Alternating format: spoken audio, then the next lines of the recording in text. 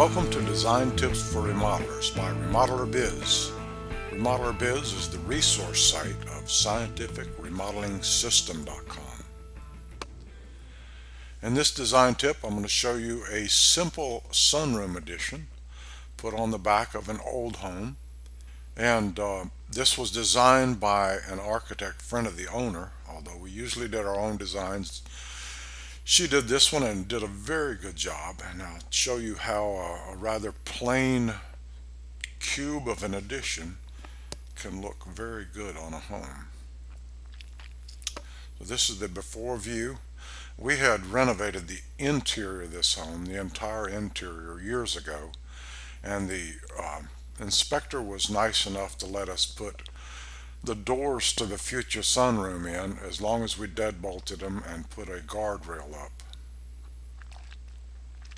Because there's a grinder pump in this neighborhood and in this yard, we had to dig everything by hand, and we encountered a lot of pipes. It's always a lot more difficult than you think on paper. See a number of pipes, and even with digging by hand we hit a few of those. So finally we've got it excavated and the footings dug, and we're in what's called chert here in the south, which is a kind of rock and dirt, and get our rebar in, number 4 rebar on high chairs, and we're ready to pour now.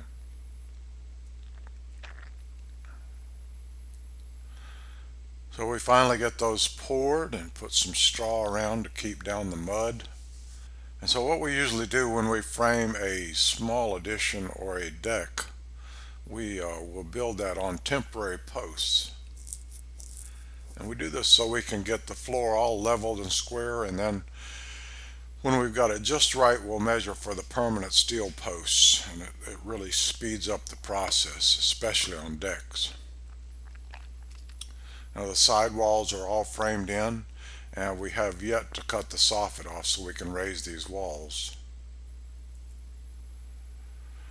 And because we have a dormer above, we can't put a gable roof in, which is what we always prefer.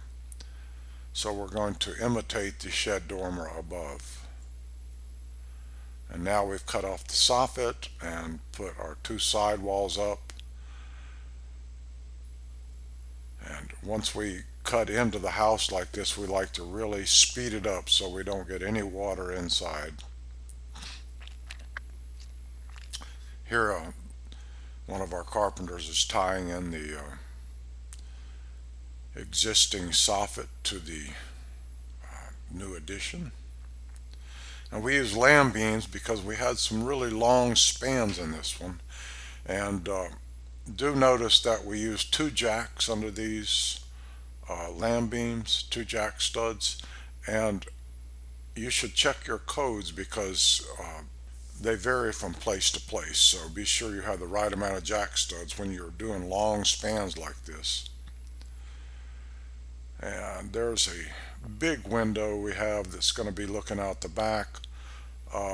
Notice also how close to the ground it is. Most codes, if you are less than 18 inches above the finished floor to the glass, they must be tempered, and that costs quite a bit more. So we designed this so we could get just above the 18-inch mark.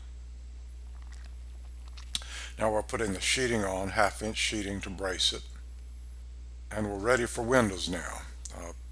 Pretty plain looking, but it's going to look really good when we finish.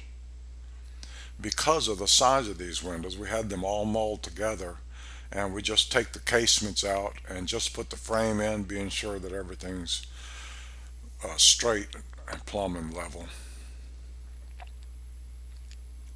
And we're using a Lincoln window here.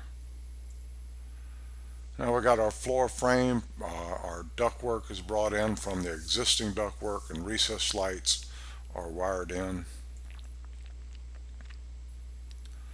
Now we're putting on the casing and the drip cap above the casing and siding.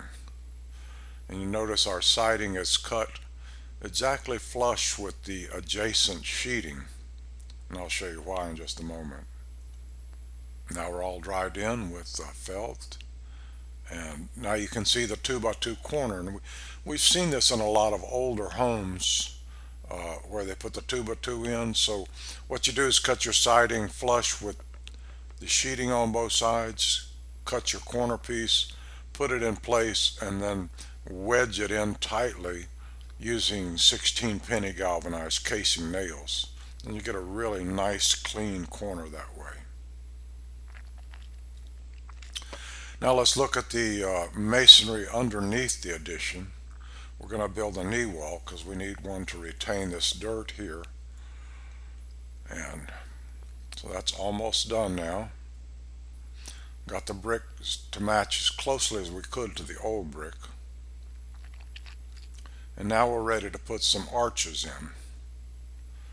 Also, we've framed for the slab underneath.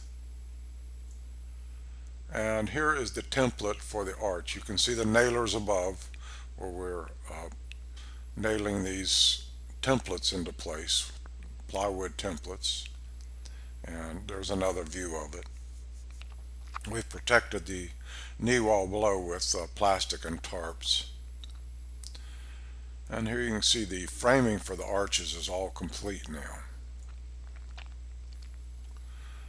Felt is applied to the framed arches, and then the wire mesh is put in place. We're going to use real stucco in this case. There are some termination strips that are put along the top of the columns, and there's another view. And you can also see the arched metal we've put around the arches. And the scratch coat is being applied. Also note that we're using regular drip caps to bring the siding down on those drip caps. Now he's putting his second coat on, and then we'll put the final coat on top of that. The floor is a stained concrete which we scored into large tiles.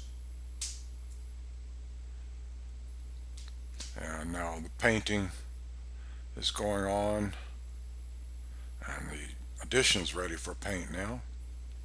There's a rear view and a view from the left side. Now we're moving inside. We used a beadboard ceiling with recessed lights. You can see we used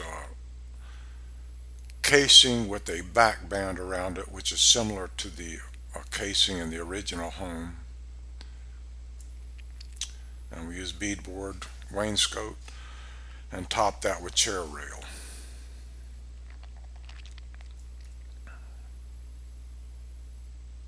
We got some really large windows to look out, and now the coat of poly has been put on.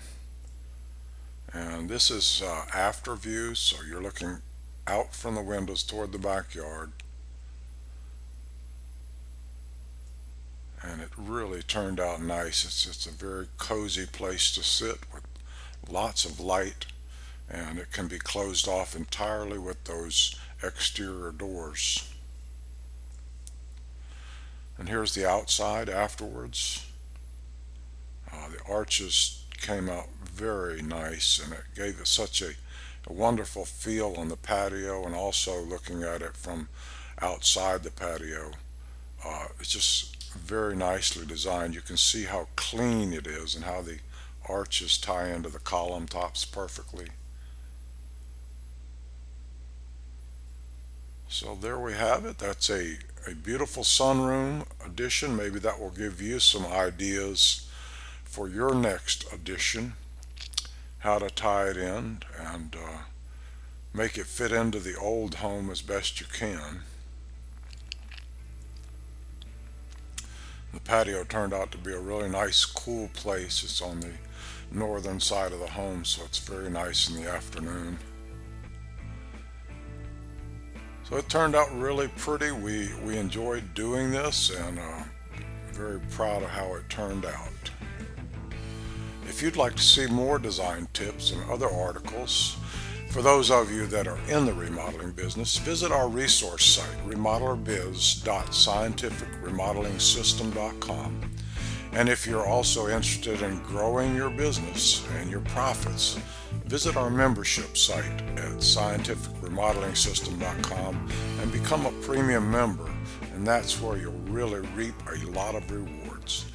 Wishing you the best of fortune, as always, Randall. See you on the next Design Tips.